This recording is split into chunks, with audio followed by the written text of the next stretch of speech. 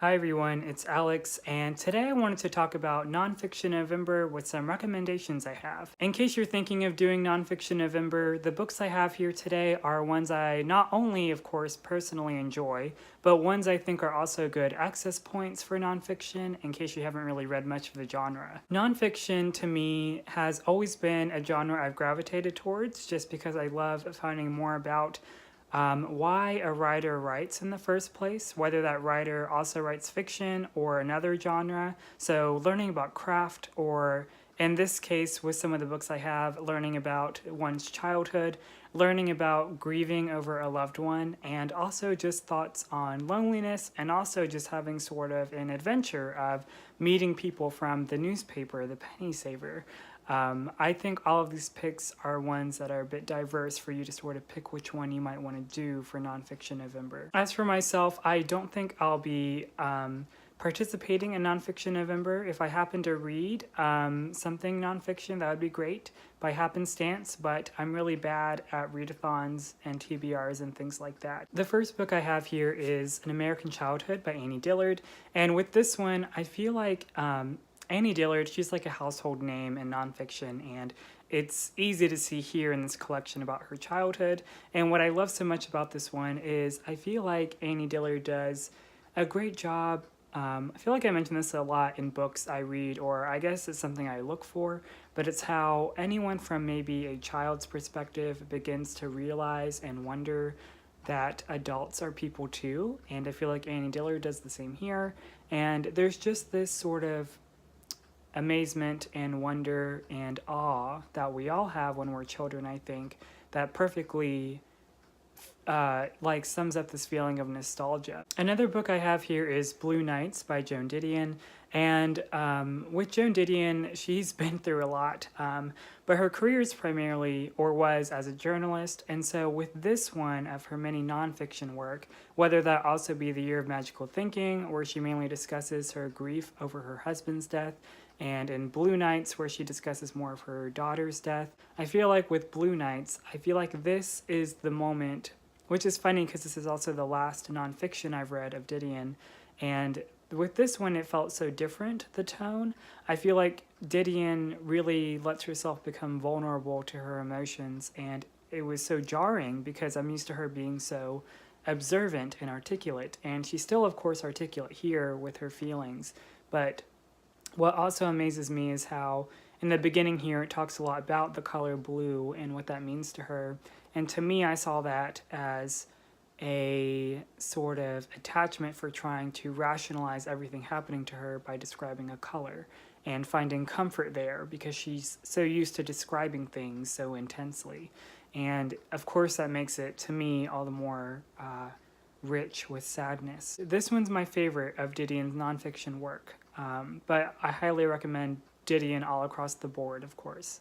Another book I have is The Lonely City by Olivia Laing. I feel like I've talked about this a lot on my channel, but a lot of you might be familiar with Olivia Laing at the moment based on her recent release Crudo, but if you haven't read The Lonely City, I think it's really great. Olivia Laing explores her own thoughts of loneliness while living in New York City, but also describes artists and their art and how it's its own representation of loneliness with artists like Edward Hopper and Andy Warhol. But not only with the artists, but it also sort of talks about things that orbit the artist's life and how that affected their life and essentially their artwork.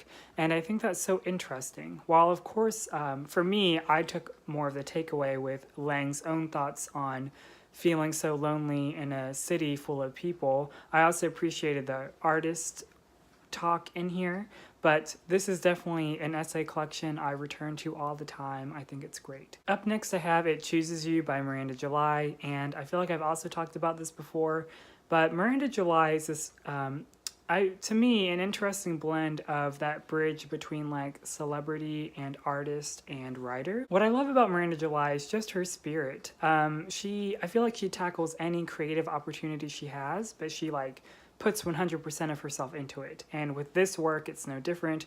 This is just I think it's the penny saver. She meets all these people through that, and she sort of interviews them and takes photographs of them.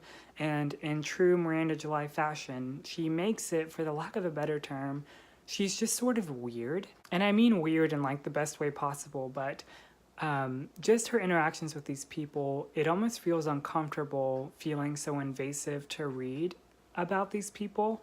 But Miranda July, and anything I've read with her work, whether that be her short story collections or this, or even in movies she's in, I always feel very invited there. I feel included and comfortable. And I recommend this one if you're looking for a pick for Nonfiction November that's a bit different, sort of. For those of you looking for a bit of a slimmer work for Nonfiction November, I have a speech, and it is Congratulations, by the way, by George Saunders. Of course, I wouldn't have much to say about this because of how small it is, but whenever I was teaching, I would teach this speech a lot because talking about how speeches make us feel vulnerable to our emotions and what the purpose of them are, but this one I was like a complete sucker for everything George Saunders was saying about living our lives. And when he's talking to these Syracuse University graduates at this graduation speech, I felt so moved and I felt so inspired, as any speech might seek to do. And towards the end of this speech, I just have to read this because I think about it almost all the time. And someday, in 80 years, when you're 100 and I'm 134, and we're both so kind and loving, we're nearly unbearable, drop me a line. Let me know how your life has been. I hope you will say, it has been so wonderful. And finally, you guys probably didn't think you could get away without me mentioning this book, but it is The Liars Club by Mary Karr. I will never shut up about this memoir or Mary Karr's memoirs, so I mean, I've probably talked about enough on this channel, but a quick recap. And this is about Mary Karr growing up in Texas with her family, with you know, subjectively speaking, maybe not the best parents, but there's strangely this profound sense of love in her family that's so addicting. And just reading this, it felt really... Usually when I read nonfiction, I'm sort of on my guard because I know that the intent of writing it can be a bit skewed, or memories might be a bit warped and other things like that. But there's definitely this sense of honesty that Mary Karr writes from, that she's not afraid to talk about, and she's not afraid to depict her family the way she remembers. And there's a companion book to Mary Karr's memoirs called The Art of Memoir, where she talks more about the craft of her writing this work, and I think it's so fascinating. And for any memoir lover, nonfiction lover, this is my recommendation for just a good old-fashioned sit-down memoir binge, and I really hope you love this one if you decide to pick it up. I know I said I wouldn't participate in Nonfiction November, but looking over at my shelves while filming this, I know there's at least one book I plan to read, and that would be Notes of a Native Son by James Baldwin, so I'm really excited to read this next month. I think this will fulfill sort of my nonfiction thirst of reading, so I can't wait to read this. So that's all I have for you guys. Please let me know what you're reading for Nonfiction November. I'm always still looking for nonfiction books recommended to me by you guys. I think that would be great. And as always, thanks for watching, and I'll see you next time.